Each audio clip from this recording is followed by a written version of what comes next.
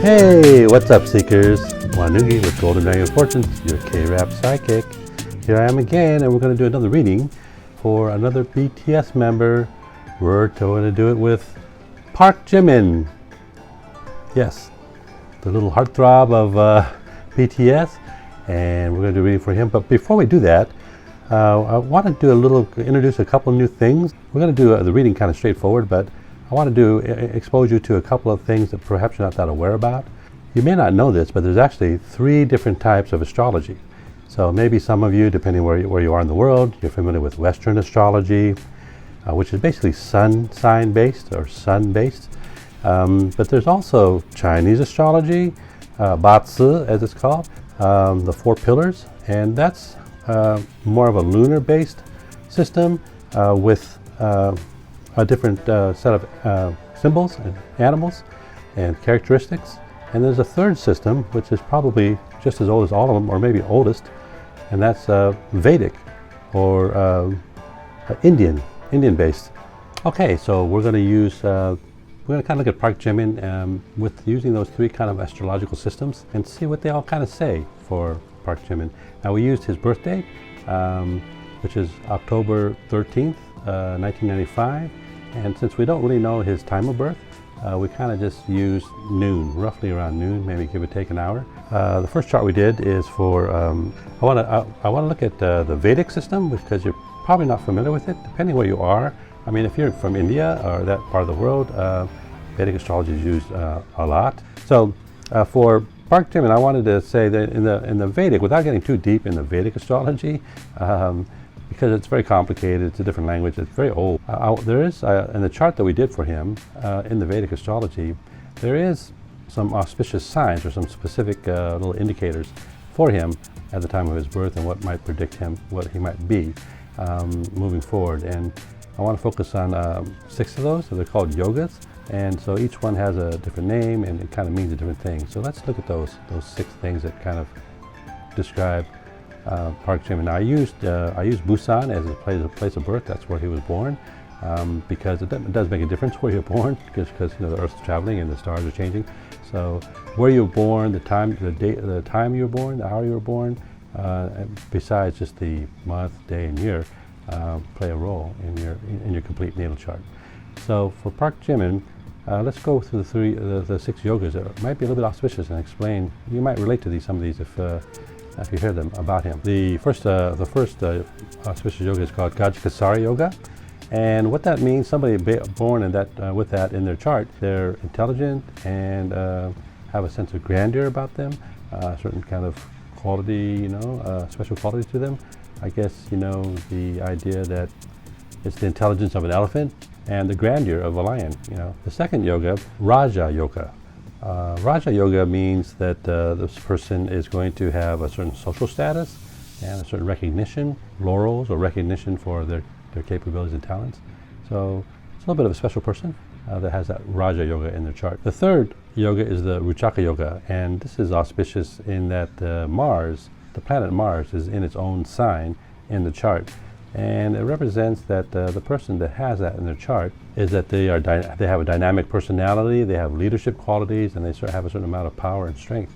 The fourth one is the Bhadra yoga. The Bhadra yoga represents when Mercury is exalted in the terminology of the Vedic astrology.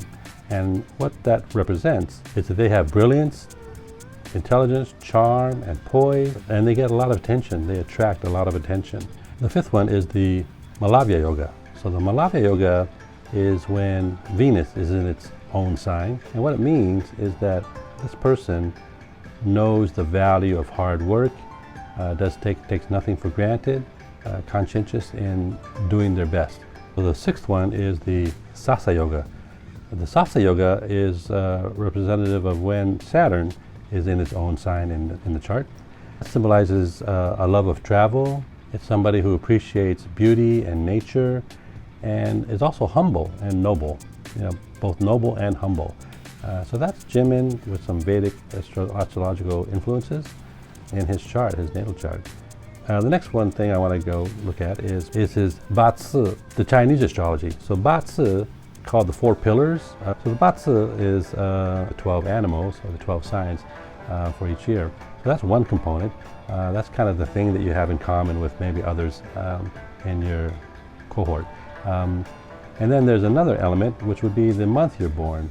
And then there's the day, and then there's the hour.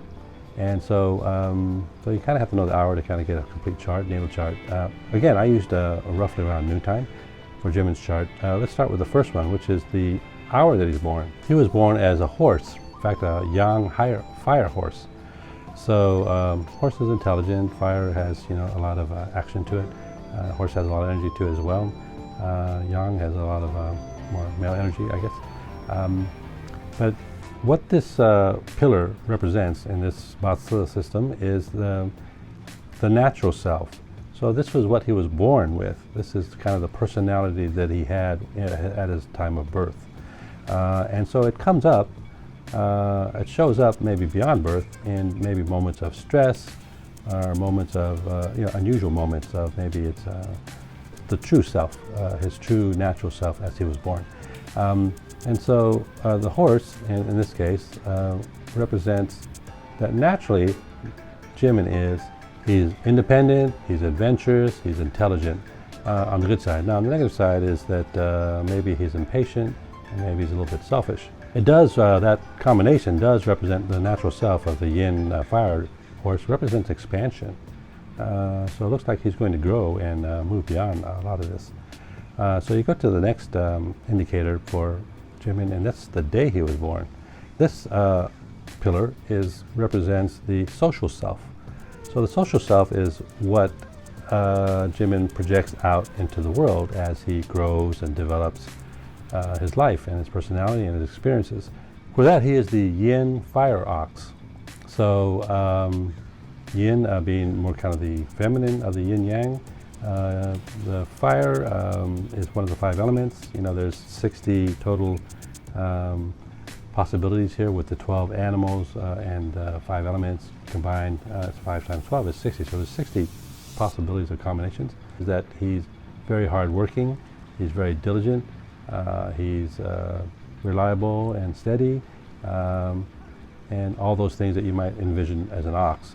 But on the negative side, he could be rigid and stubborn. So his social self kind of symbolizes in a package, or in one word, is strength.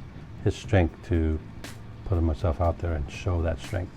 And then the third pillar is the month he was born. And the month he was born is October.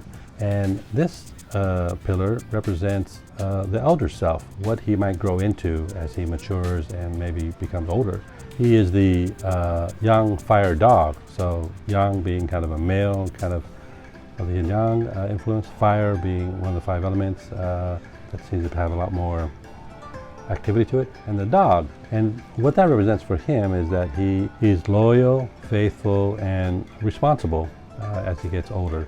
But he also, on the negative side, he may be a little bit anxious and it may be a little bit critical. And then the last portion of the Batsi is the year that he was born, 1995. And that's the year of the pig. Jimin is a yin wood pig, that he is generous, optimistic, tolerant.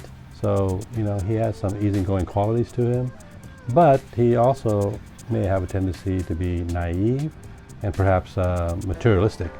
So that's the Batsi. And then let's look at Western astrology. So Western astrology, maybe a lot of you are familiar with. You have the 12 signs as well, or the 12 months.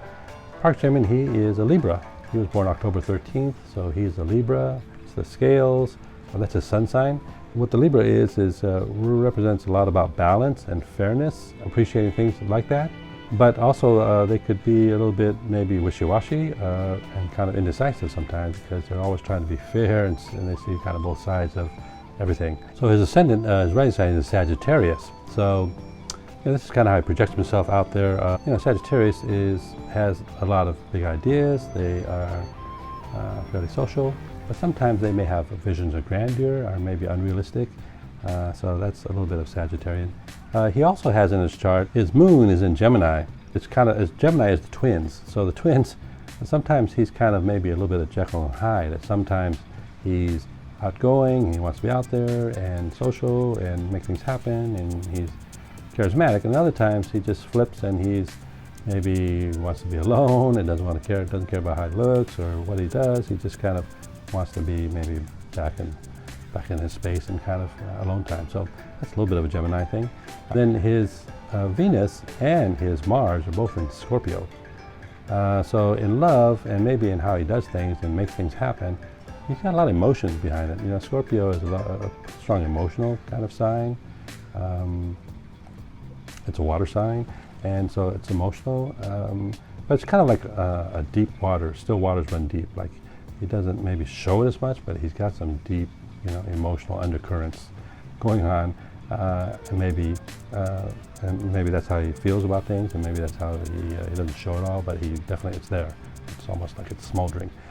So that's a little bit of the Scorpio. So anyway, and then Libra, look at the sun sign, for compatibility, the Libra is compatible with Gemini and Leo, Sagittarius, and Aquarius. Doesn't work so well with Cancer and Capricorn. So now let's take a look at his future. And now that we looked at those three astrological systems, which is really fascinating, but let's kind of take a quick look at his future. And this, I'm going to use my Mah Jong Tiles, and this is more of an intuitive energy kind of thing, chi energy kind of flowing out in the future for Gemini. Roughly, just a quick outline for the next year. So the first two, we're going to start from the center and kind of move outwards. The first two says that he's busy kind of rising again and kind of reinventing himself over the next few months, next 3 months or so. Maybe it's part of the comeback and tour, Boys Love tour, or Persona tour. And that's also that he's going through some process of letting go of some past disappointments and doing maybe a little bit of emotional healing. The three of circles is the phoenix, represents this kind of rising again from the ashes of the past. The three of bamboo is the healing towel. Represents maybe some emotional healing perhaps as much as physical healing as well. And if you go out about 3 to 6 months, so this is probably right around, the September, October, November, December, somewhere in that time frame, there's going to be something new that he's going to be working on. The Fa shows up, like Gung Hei Fa Choi, or Gong Si Fa Tsai, or Chuk Mung Namoy, which represents Happy New Year, I guess, in Chinese and Mandarin, Cantonese, and Vietnamese. But says that something new is about to start, or commencing, and it seems to have a creative nature to it, maybe a musical nature to it. I mean, he is a K-pop idol, but this is called the lute, the Four of Wands. And so the lute represents a string instrument and symbolizes the arts and creativity, and but also kind of harmony and kind of comfort and kind of bringing things together in a way. So he might be starting something new, perhaps that may express some of his creativity. Perhaps in maybe it's a new song, or I'm not sure, but that's what it says. Roughly, toward the end of the year. And then you look at the next two tiles, and this probably starts the new year, maybe early 2020, the first quarter, the first 3 months or so. Seem to say that he's going to feel like there's some strength, his strength to kind of stand tall and make things happen.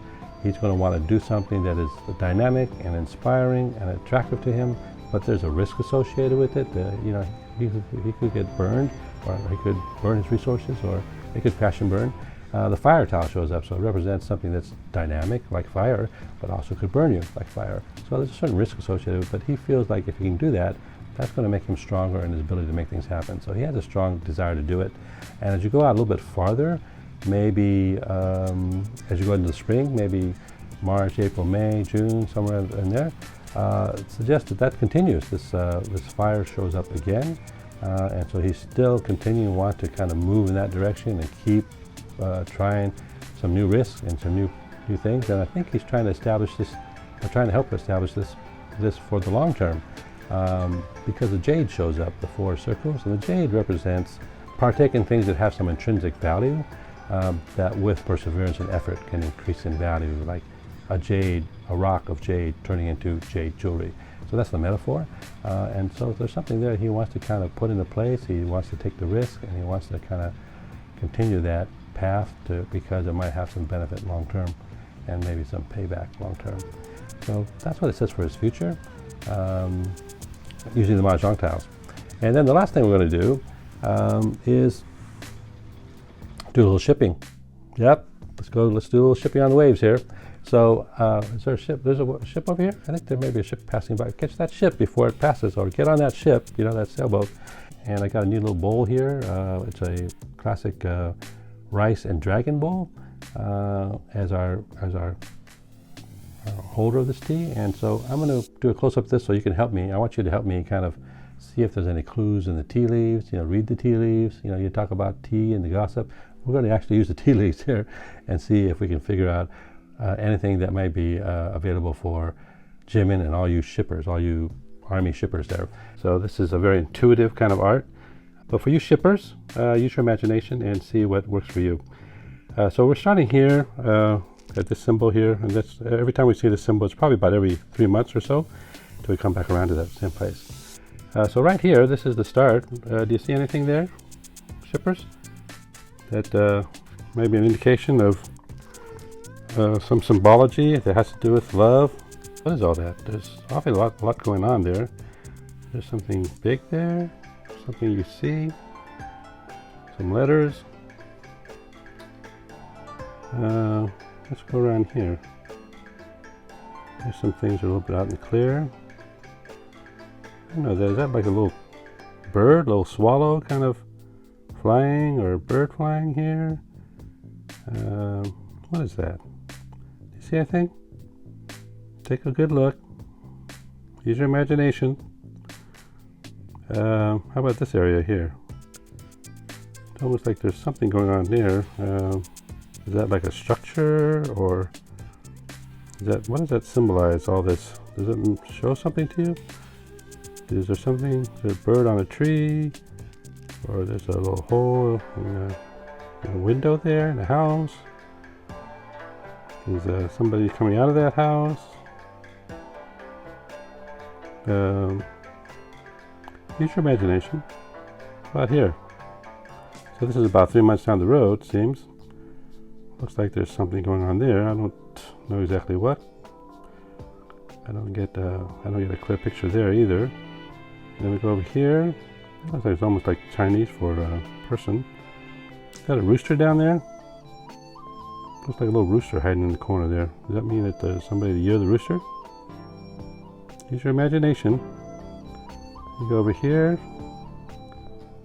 What is that? Is that a J? Is that a boot? Bird on a tree? What is that? Now that looks like a big O. Is that an O? Or is that something else? Is that a wreath? This is about 6 months from now, so it's getting it toward the holidays here, the end of the year. And this thing here, what is that? That's a... what that is. These all look like transformers or something. It's hard to... This one, does that look like a little dragon head coming out? Kind of pointing to the right? Is that coming, maybe it's trying to get over a fence or something? Doesn't it look like a little dragon head? Does that mean there's some dragon trying to get in? On Jimin? Or that's what he's trying to do? Reach to a dragon? What do you think, ARMY? And then you go over here, it looks like there's a little, what is that? A little girl sitting there, kneeling down, preparing some food or something, almost. See anything there, ARMY? Jimin fans? Anything that kind of gives you some ship ideas? Is it like a little R? Is that like a little R there? Or an S right next to it? It's kind of connected to something going over here. So we're kind of back around, I think, aren't we? Yeah, so we're all the way back around. So use your imagination. If there's anything that you can kind of pick out, put in your suggestions, put in your comments in below, and we'll discuss it. See what kind of imagination you have for the ships for Jimin. All right? Thanks, ARMY. Okay, ARMY, and all you other fans out there, maybe of my channel, like and subscribe. Please do. We'd love to make some comments. We'd love to hear from you. Tell me who you want a reading for next. Tell me what you like, what you don't like, what you're interested in.